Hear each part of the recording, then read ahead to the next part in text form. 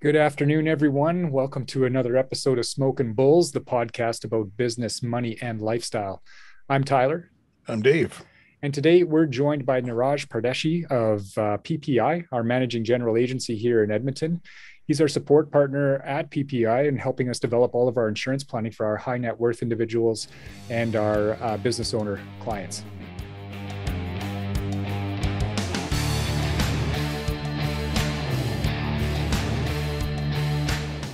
Niraj, if you can take it away from here and we'll get your presentation started. Thanks, Tyler. Thanks, Dave. So just for information purposes, I've been doing this for about 20 years now, been in the business for roughly 20 years. I would say in August, that's when the 20th year would be completed. Been doing this for almost long time. Almost every single year that I've worked in this business has been on the large case or the business owner clients. We do at PPI, we do incorporate a lot of strategies that you may or may not have seen otherwise. And one of the advantages is that we do have advisors like Tyler and Dave that we work with to help clients like yourselves implement those strategies or try and work through those strategies into whatever financial planning that you're going to be doing.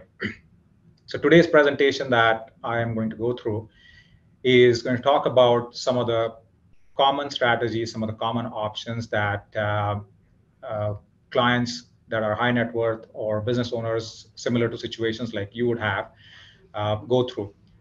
The presentation, I mean, we typically talk about the 6 reasons, but for the purpose of this particular presentation here, we are going to keep it to the first 3 reasons. And so we are basically splitting the presentation into 2 parts. Part number 1 today will be the 3 reasons that we talk about, and then part number 2 at a later date will be where we will talk about the other 3 reasons as such.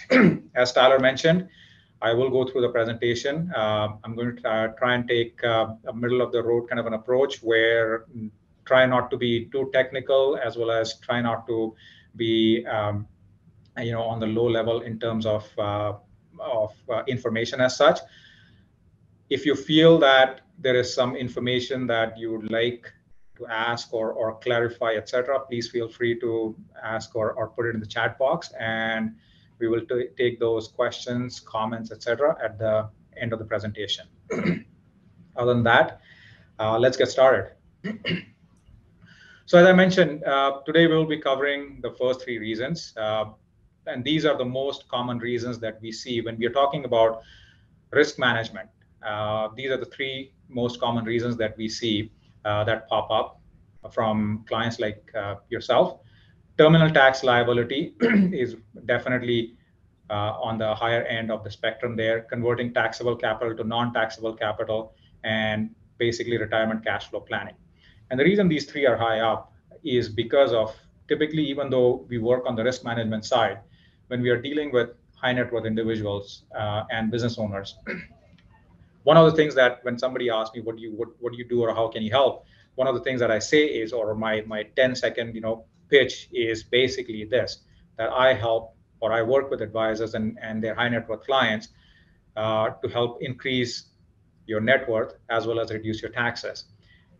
And the 3 reasons that we are going to talk about today, they typically fit between one of those 2. Either we are talking about some sort of increasing net worth and some sort of making sure that the tax liability, whatever it is, if we cannot reduce it, we'll use efficient ways and methods to try and cover that tax liability.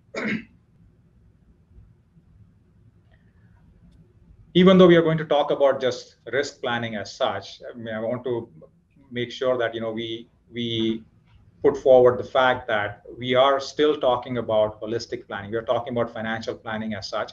Insurance planning, risk management, etc., is one component of it. But when you are using products that we are going to talk about, those products are not necessarily just pure insurance. Those have a bit of an investment component into it, which can be used for taxes, retirement, cash flow, estate planning, etc. So any and every one of these options that we are, or suggestions, ideas that we are going to bring forward will be fitting into some sort of this financial planning dimension, which will take care of not just one, but multiple of the options that are shown on this slide here. So before we get into those options, it's always good to understand the problem first. Like they say, a problem well defined or well understood is half solved.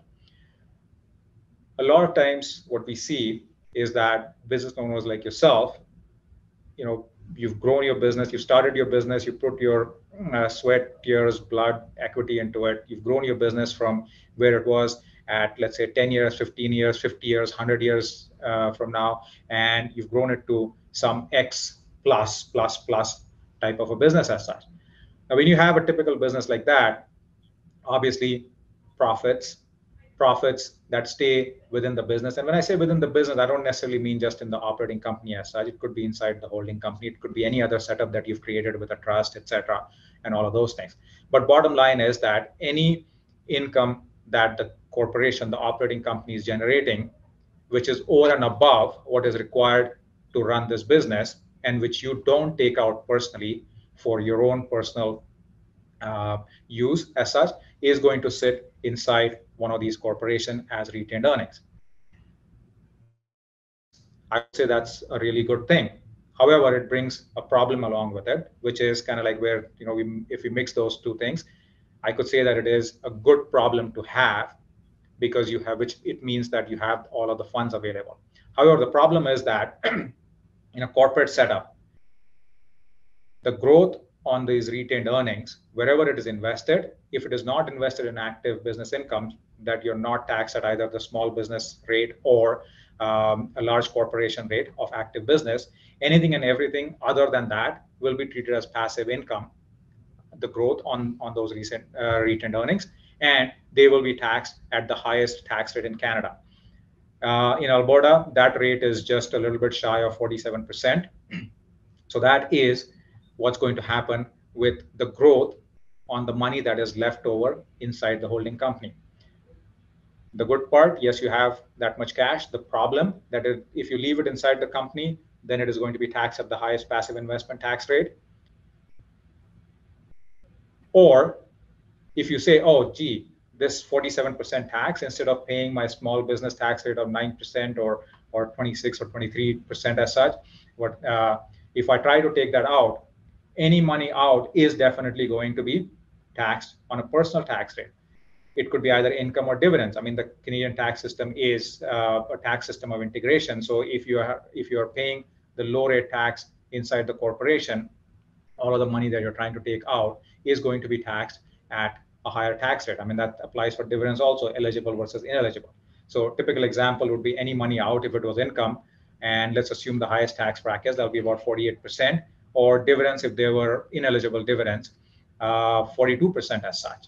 So bottom line is the money that is sitting inside this corporation over and above what is required is either going to be taxed as passive income, or you will be taxed when you take that money out while you're alive.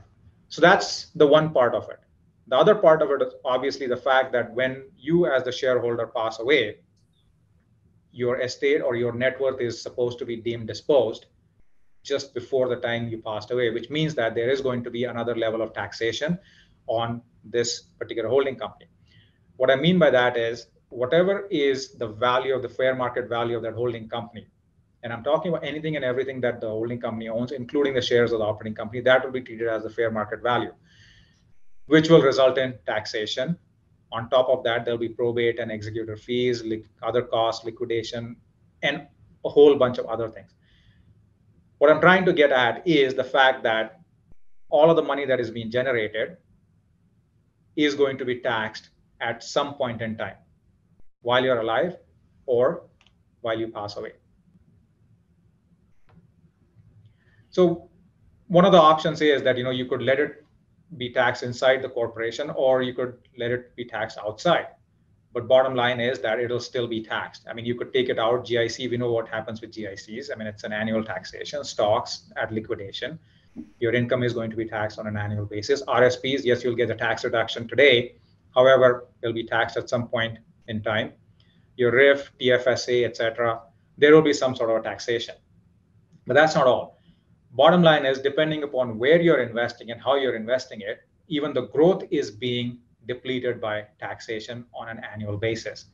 it's not just the fact that you have to pay tax now, but wherever you invest, depending upon where you invest, it will be depleted. And as we saw earlier, at the end of the life, there will be possibly another life cycle by way of terminal taxation. So we talked about the good problem. I mean, I'm pretty sure I talked more about the problem, so people would have forgotten about the good part, which is there is cash inside it. So let's get back to the good part, which is,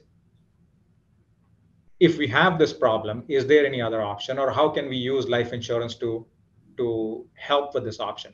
And the reason I want to talk about life insurance, because we want to make sure that whatever we are trying to do out here is in the most efficient manner. It may not eliminate, it may not eradicate every single problem that you have. However, maybe if you're able to bring your tax bill down from 40% to 20%, that is definitely a step forward in the right direction. So in this example, what we are trying to say is that when you have these retained earnings, which are going to be taxed no matter what, either as growth or when you pass away, how about we use these retained earnings to move it into a life insurance policy that is owned by the corporation? By doing that, what have we done? The life insurance policy, by definition, the growth inside the life insurance policy, as long as it is happening inside, is tax deferred. So immediately, what we've done is, or we helped is, the fact that any growth that is happening on these retained earnings, because we moved it to a different asset class, it is not going to be taxed on an annual basis. It helps with your passive income tax problem. It will potentially help with, if based on if you're a small business, if you get the small business deduction or not, you'll be able to get help with that also. The second part of it is where we are talking about any money out. The corporation, yes, it owns all of this, it has all of this money, etc. But the corporation doesn't need the money to eat, live, sleep, buy a boat, go on vacation, etc. At some point in time, you will be taking this money out.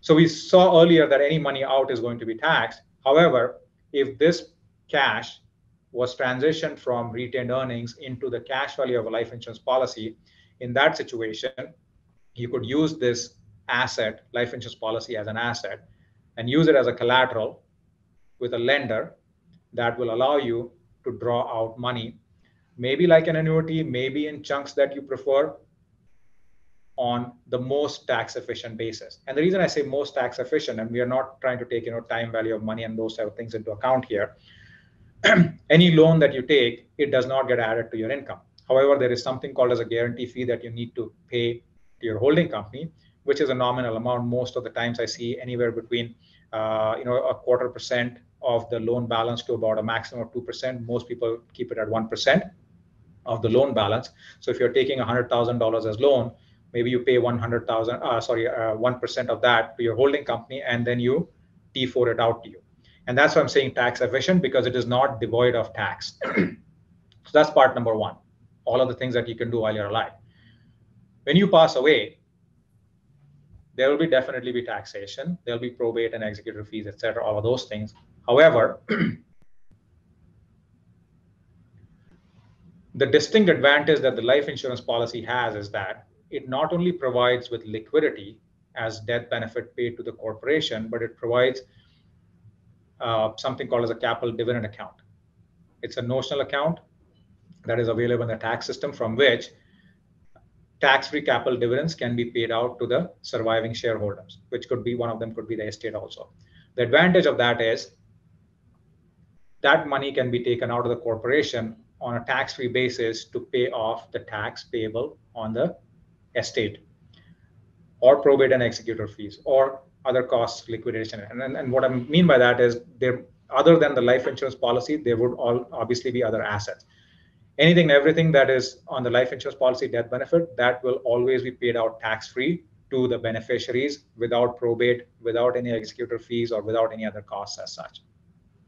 However, because of the capital dividend account, any money that is coming into the corporation can be paid out as a potential tax-free distribution to any of the surviving shareholder. It could be your beneficiaries, it could be your estate, it could be any other person that you've designated as a surviving shareholder as such. So that was the background, and I know I spent a little more time on that because, in my opinion, it is best, before we get into all of the reasons as such. I wanted to make sure that we had the foundation of the problem, understanding the problem and understanding where life insurance fits in as a foundation as such. So let's get to the three reasons. So on the agenda, we talked about we'll talk about funding terminal tax liability. So all of the examples that are shown on the slideshow, they are actual examples. These are cases that we've actually worked with in the last few years. All of them are from Alberta. So these are not some examples that we've just thought in our head and put it together. These are actual financial planning work that we've done with clients. We've just scrubbed them to present only the relevant parts as such. So this particular example, we have a 62-year-old male non-smoker who owns a corporation, shares, etc. When we got involved into the financial planning, found out that there was a $3 million terminal tax liability on this gentleman's passing away. So very, very simple. I've simplified it without getting into too many details about the structure, etc. But assets, and there will be taxes. So we are not saying that life insurance is the only solution. However, what we want to point out is that life insurance may turn out to be the most efficient solution.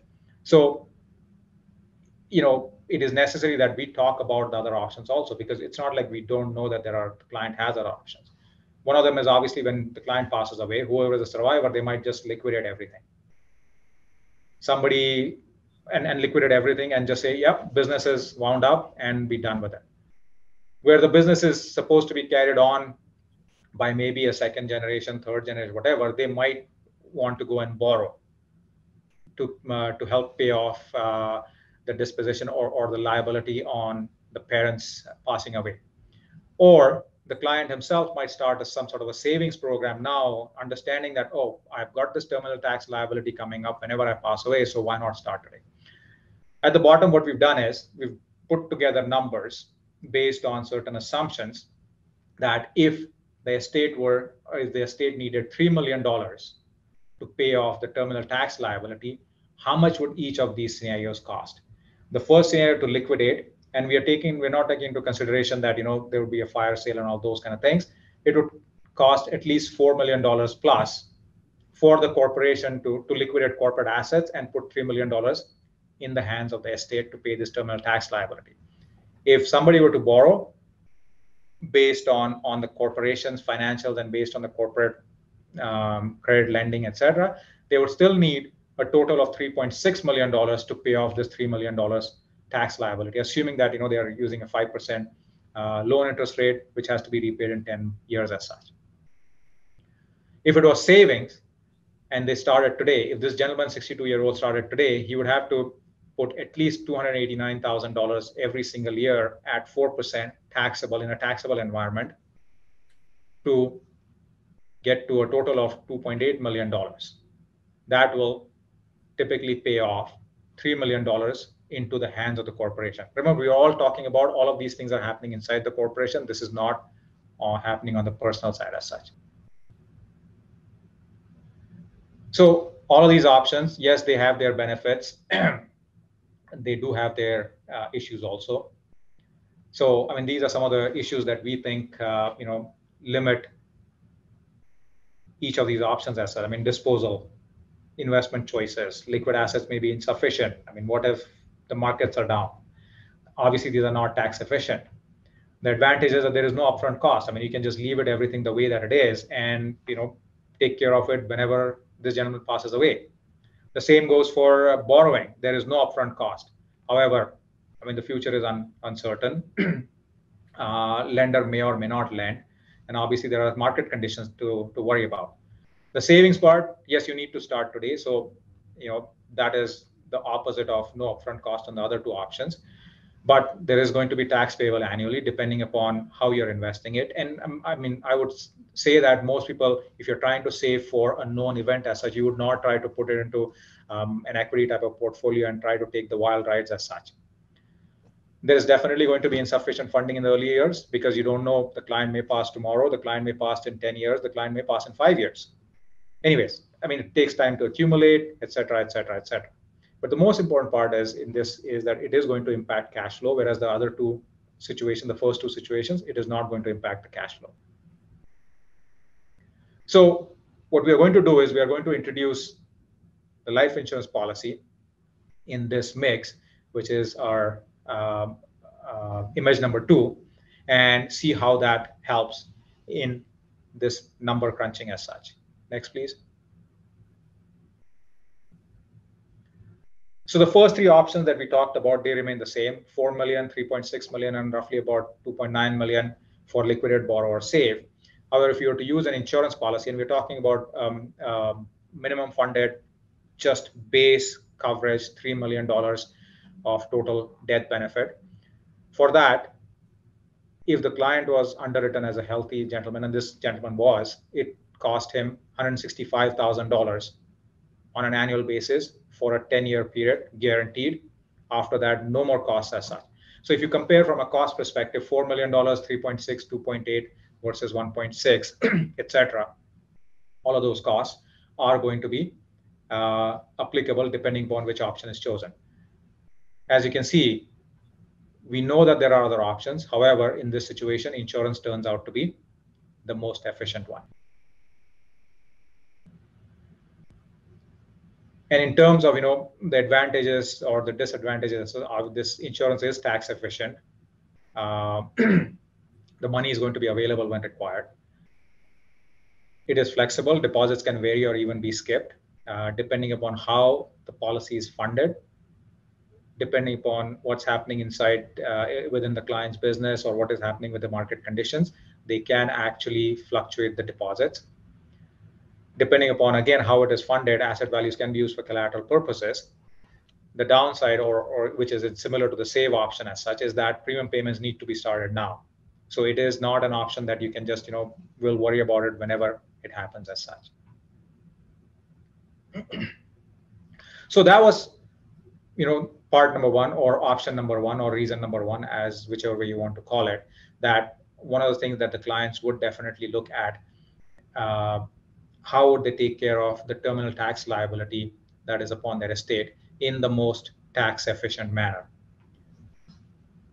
Option number 2, or reason number 2 that we talk about why clients want to do this type of planning, is because of I'm pretty sure everybody out here is looking for, converting or moving from a taxable environment, whatever investments or whatever net worth that they have, into as much as a non-taxable environment as such. However, there's only one principal residence that you can have. There's only so much that you can put into a TFSA.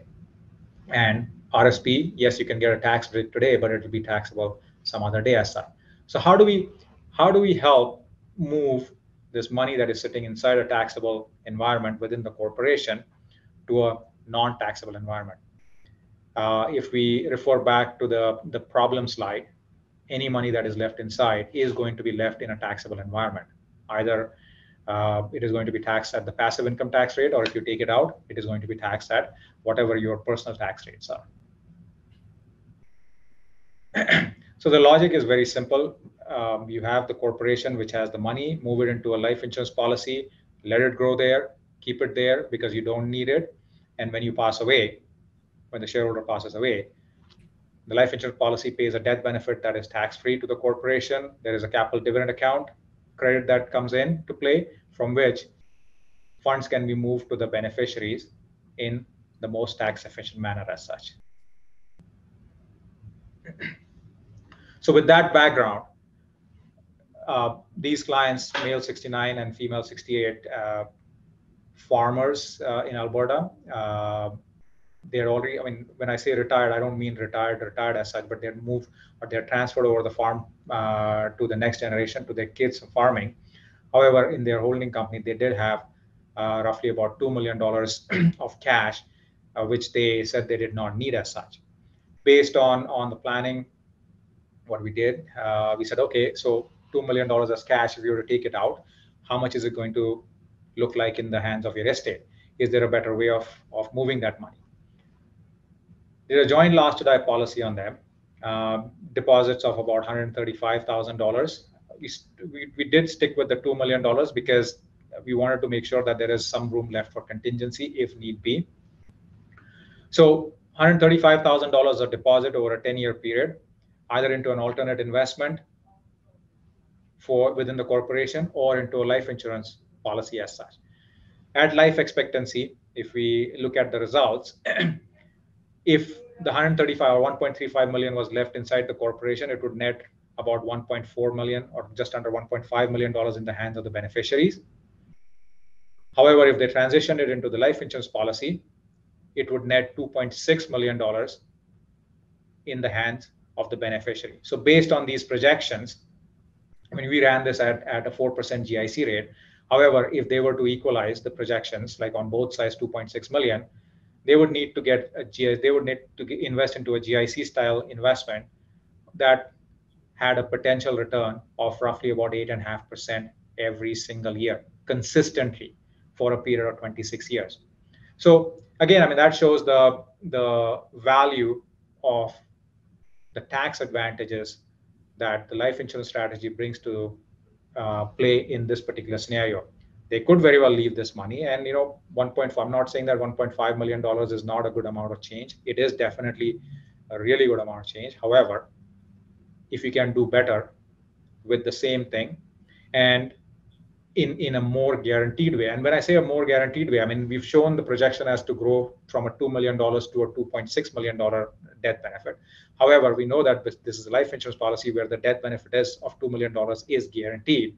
So even if it did not grow, there would still be $2 million of death benefit that would be available, which is definitely better than the $1.5 million of net that would come from the alternate investment as such.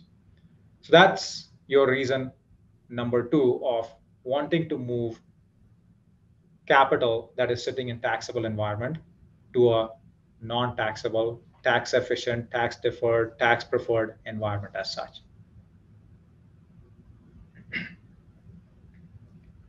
The third reason that we want to talk about is retirement cash flow planning.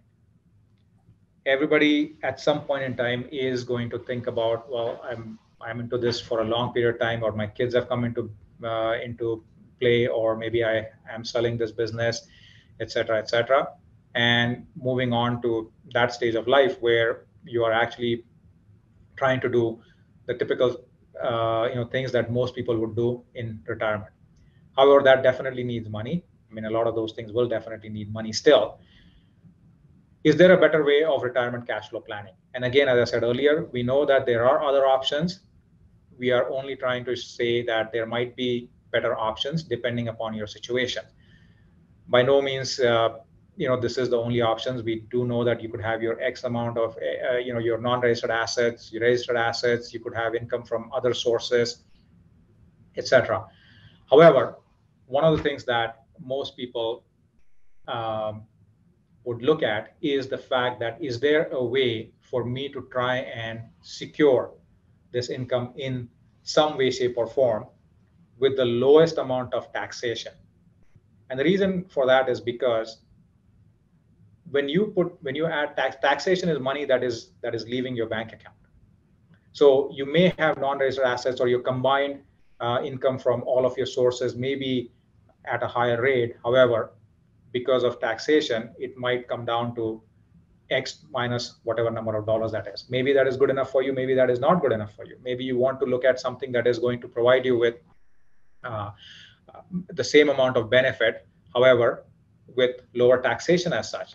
You might be looking at something or an advantageous option where your government and other income sources are not clawed back as such. So that was the thought process behind this gentleman, 42-year-old non-smoker. He's a doctor out here. His professional corporation generates excess cash flow every single year, from which he was comfortable depositing $10,000 on a monthly basis from all of this excess cash flow as such. So this particular example, I mean, I've only taken the retirement cash flow planning example out of it. We did other planning for this gentleman also. However, let's focus on the retirement cash flow planning. So if this gentleman were depositing $10,000 every single month into this policy, so your planned annual deposit is $120,000 a year. Total deposits in 20 years is $2.4 million. And we showed him 20 years because that is close enough to the retirement age or mentality where he might be thinking about those type of things. In his mind, he said that he might go on another 10 years as such. But I said, let's look at 20. And then, once you know what happens at 20, you can understand that 30 years might even be better as such, because your tax deferred growth is happening all the time for the next 10 years also. So bottom line is this $2.4 million that is being deposited into the life insurance policy owned by the corporation at year 23, so 65 years as such, the cash surrender value inside this policy is projected to grow to just under $4.3 million. Death benefit is projected to grow to about 7.8 and some change. So $2.4 million of corporate cash has been converted into roughly about $4.3 million of tax deferred cash in the life insurance policy, and a death benefit of $7.8 million in the life insurance policy. So what can be done about it? The client can actually use this asset, take it to a lender, assign this policy to a financial institution, let's say in year 24, 66. The financial institution, based on the value of this asset, will open up, let's say simplistically, a line of credit on which the loan interest rate is a flat 5%. Because the client is using a corporate asset, he needs to pay a guarantee fee to his corporation. Let's assume that it is 1% standard throughout. If that was the case, based on this scenario, based on the projections on this scenario, from year 24 onwards, the client would be able to take roughly about $163,000 from this line of credit on an annual basis, almost like an annuity. For 35 years, if this client lived for a total, was able to withdraw it for 35 years, they would have taken out roughly $5.7 million of total tax advantage cash for their supplemental retirement needs. So we've used $2.4 million of corporate cash, and we've been able to provide roughly about, based on this projection, roughly about $5.7 million in the hands of this gentleman to be used for their lifestyle expenses. One of the advantages, as I mentioned earlier, is that because this is a loan, it does not get added to his income. So let's say, hypothetically, if he had $50,000 coming from other sources as income, and this was 163, so even though in his pocket total would be $213,000, and if the tax on that $50,000 was, for ease of calculation, let's say it was $20,000, let's say, even if that was the case, it would still put $193,000 in the pocket of this gentleman. The 163 that they're taking as loan advance, that will not bump them up into a higher tax bracket. There will be no taxation on this portion. So that was all when this gentleman would be alive. So $2.4 million of corporate cash, $5.7 million in the hands of this gentleman. When he passes away, the death benefit is projected to grow to roughly about $14 million. We saw it was about $7 million and some change in year 23, but upon death, 35 years since then, this has grown to around age 90. This has grown to roughly about $14.1 million or $14.2 million. But there is obviously a loan of roughly about $7 million based on the $5.7 million that was taken off, that the client withdrew from this line of credit. Without getting into the complex structure, how this will be paid out, etc. Bottom line is that ultimately, when the death benefit is paid out to the corporate, when the loan is paid off, and the money using the CDA is paid out to the estate of the shareholder, $7 million from this $14 million can be potentially used, not directly, but can be used to pay off the loan to the corporation, and roughly about just under $7.2 million can be paid out as after-tax net proceeds to the estate of the shareholder or the beneficiaries or wherever it is going to. So again, recapping, $2.4 million of corporate cash puts about $5.7 million of tax-preferred, tax-efficient cash in the gentleman's hands while he's alive. and about $7.2 million roughly of after-tax cash in the hands of the estate or the beneficiaries as such. So that is retirement cash flow planning. So as I talked about earlier, I mean, all of these things, I mean, even though I'm talking about them in isolation, they do form part of this holistic financial planning that we talk about. Each one of them can fit into not just one, but multiple of the planning ideas or the planning options that need to be taken into consideration here. I mean, and again, I mean, those are not just the only ones. The other three that we are going to talk about, I'm not putting them on the slide here, but other than that, I mean, there are other options that we typically see in business owner high net worth situation where you have living buyout planning, as in buying out parents while they're alive, estate equalization, where you have people that are either, there are some kids that are into business, some kids that are not into business, etc. One kid is farming, others are not, etc. So how do you equalize estate for them? Key person, trying to retain employees, how can we do that? There are certain strategies for that also. Buy-sell funding between partners, there are strategies for also.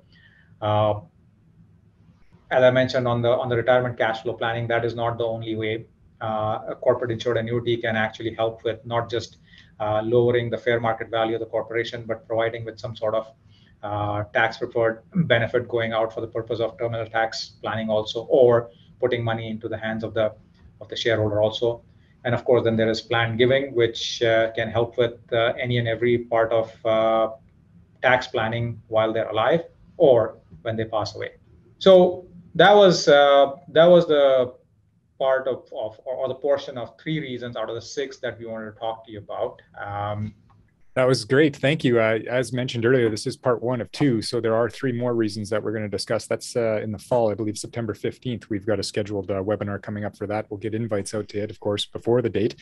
But thanks very much for that. I did enjoy how you started the topic or started the presentation. It was about how we use insurance or why we use insurance. Because I know when Dave and I run into the high net worth individuals or the business owner who has accumulated significant assets, they may feel as if, you hear the terminology self-insured.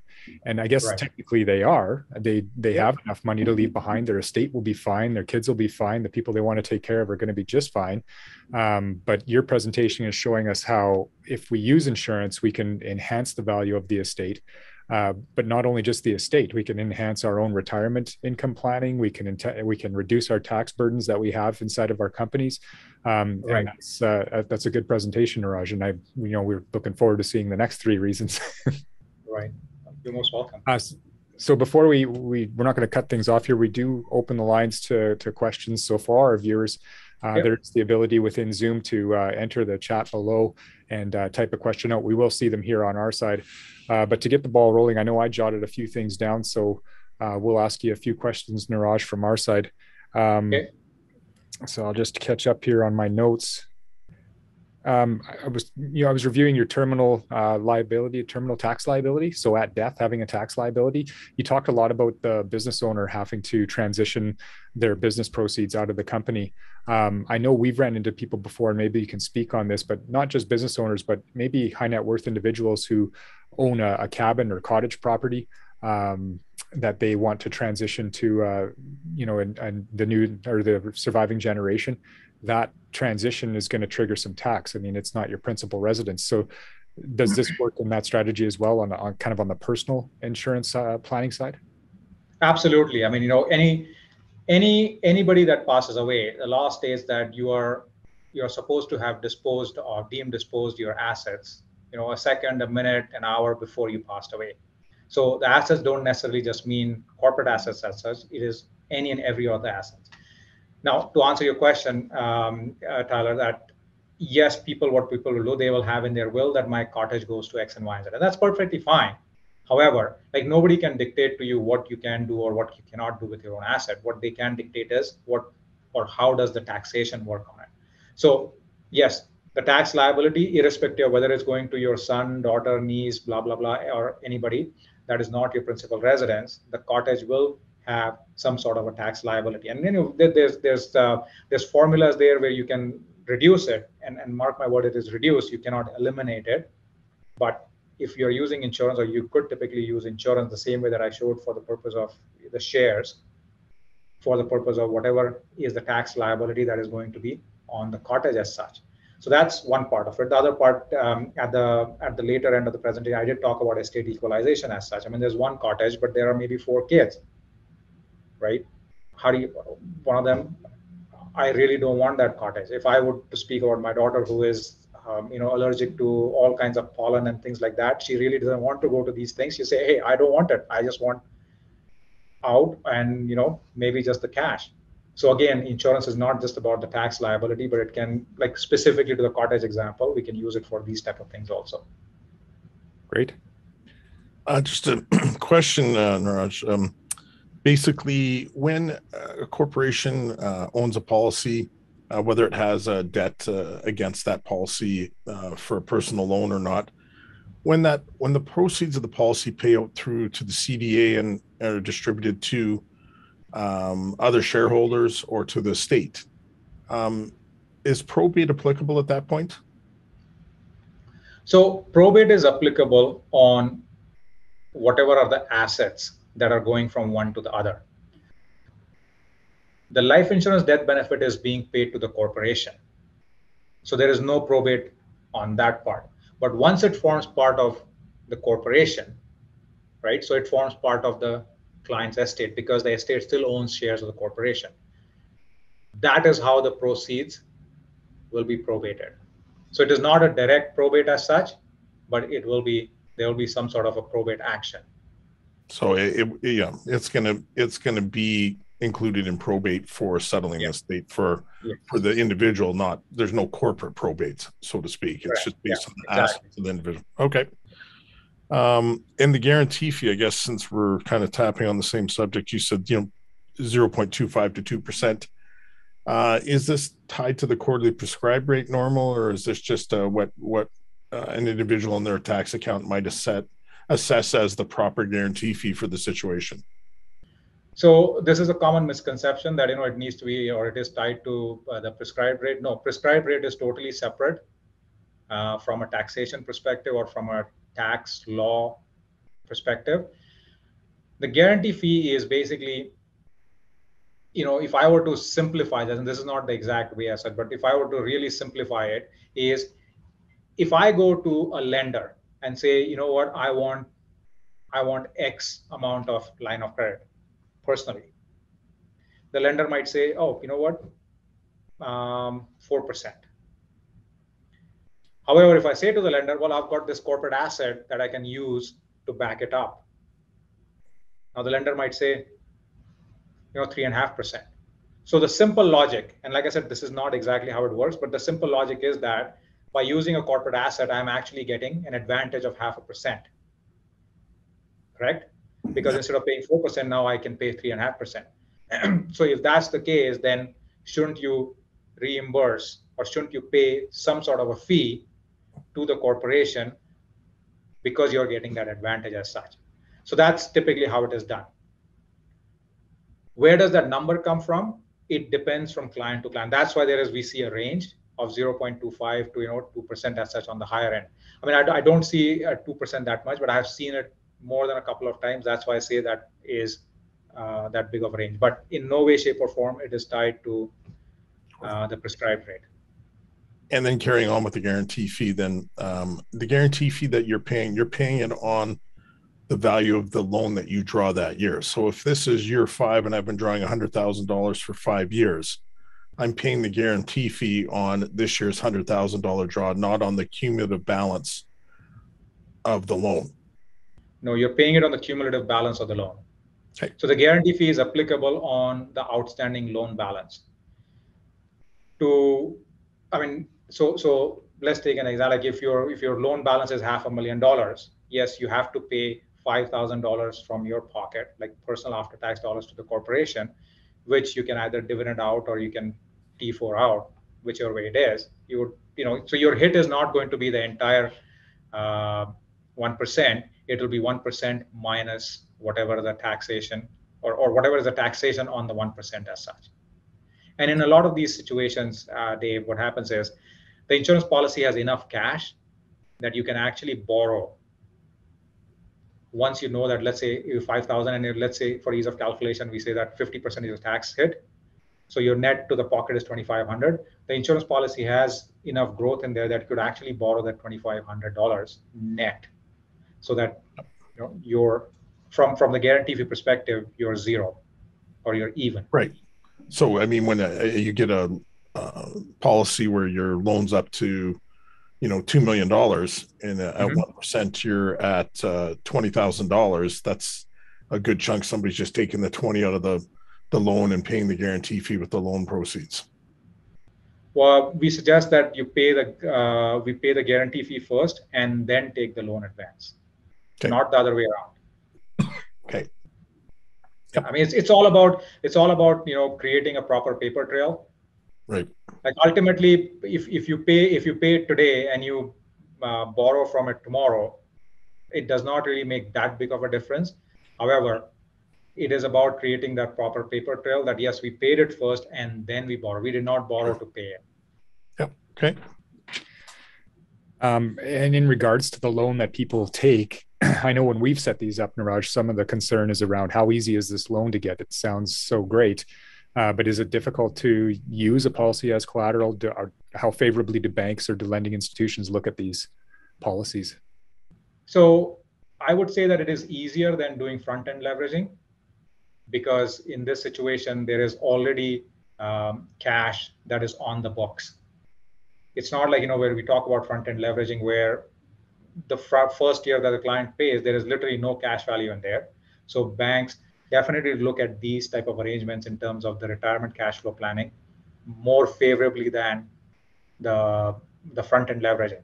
Now, underlying obviously is that this is not asset-based lending.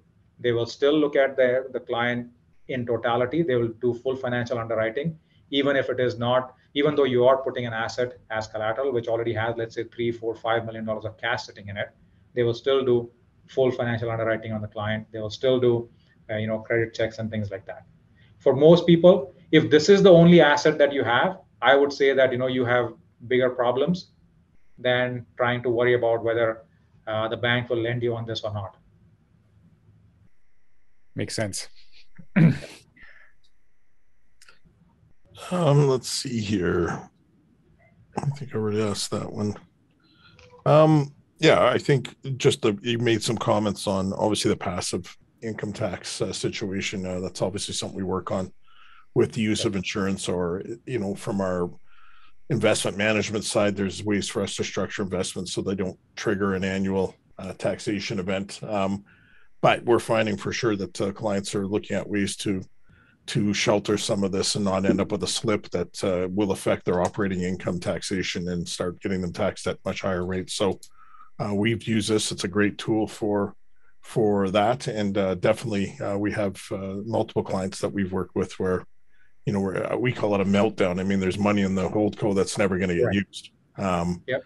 And so why not shelter it inside of a policy, so when it pays out, basically it's tax-free, tax-deferred, tax-free. I mean, there's always going to be a bit of taxation, like you said. The difference is we're converting taxable income on both the corporate and then eventually the personal level to a non-taxable insurance policy or very low tax type situation. So yeah, these are great tools.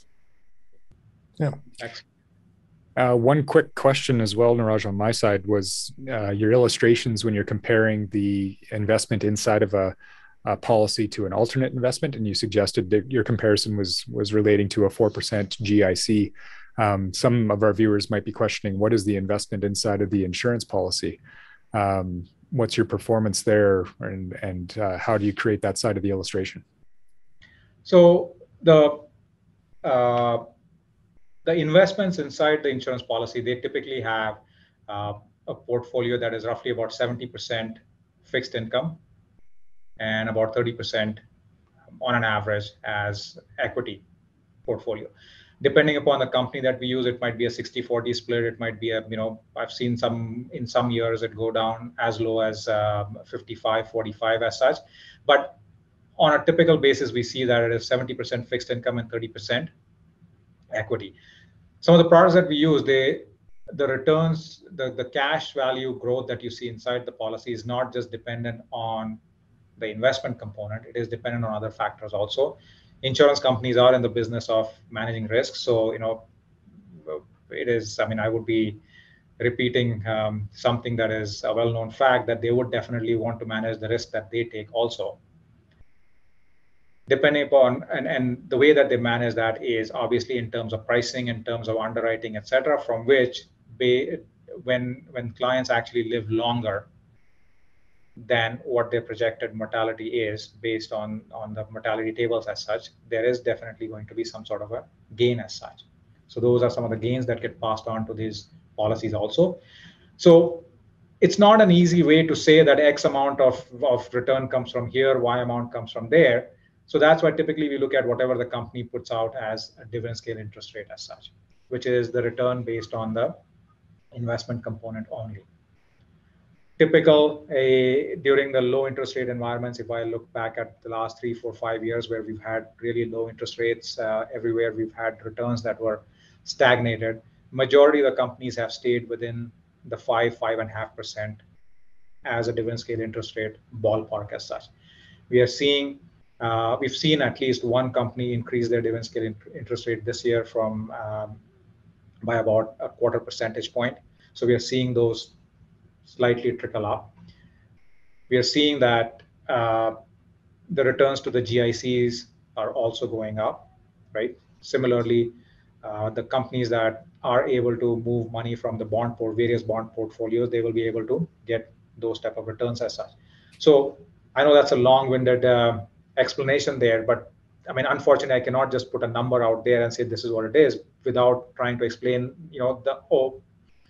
not everything, but the logic behind how things are actually reflected. Ultimately, this is not an investment policy, so you cannot literally just say 100,000 times 5% is what my growth is going to be. The cash values, they work differently. The death benefit, they work differently depending upon the type of product that they use. But one of the things that I will say is that on many of these products, there are guarantees. We know that guarantees do have a cost. The other part is the fact that many of when I say guarantees, when a dividend is declared on these policies, right, for that particular year, we don't know what it'll be there for 364 days of the year, but 365th day when it is declared, it becomes guaranteed. So if somebody's cash value increased from, let's say, 100,000 to 105,000, you can bet that even if it was zero, or even if the performance was negative for the next 10 years as such, the cash value will not go down. Yes, it will not grow. However, it will not go down as such too. So I just wanted to add that to your question, Tyler. Yeah, that's good. Part of what Dave and I, the conversation we have with clients when we're speaking about the performance in these policies is the long dividend history that they have. So, these, insurance companies in Canada that have been around 100, 150 years have a dividend history that is so long that it kind of ties into the lending side of it, that they see confidence in the product that you're positioned in inside of your insurance policy, and that it helps, I guess, in the illustration. They take confidence in the illustration that was created when they're underwriting the loans.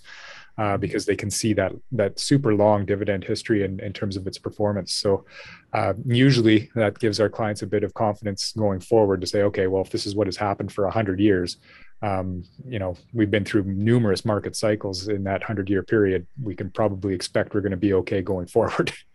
All right. Yeah. Any other questions on your side, Dave? Nope, I think we're great for everything. Well, Niraj, we'd like to, take a quick opportunity here to thank you very much for taking time with us today on our podcast. We really appreciate your support. I know you're down in Calgary. We won't fault you for that, but when you're up in Edmonton, certainly drop by and visit us in person. Thank you all for joining us on this episode of Smokin' Bulls. If you want to find out more about us, you can find us at smokinbulls.com or follow us on social media.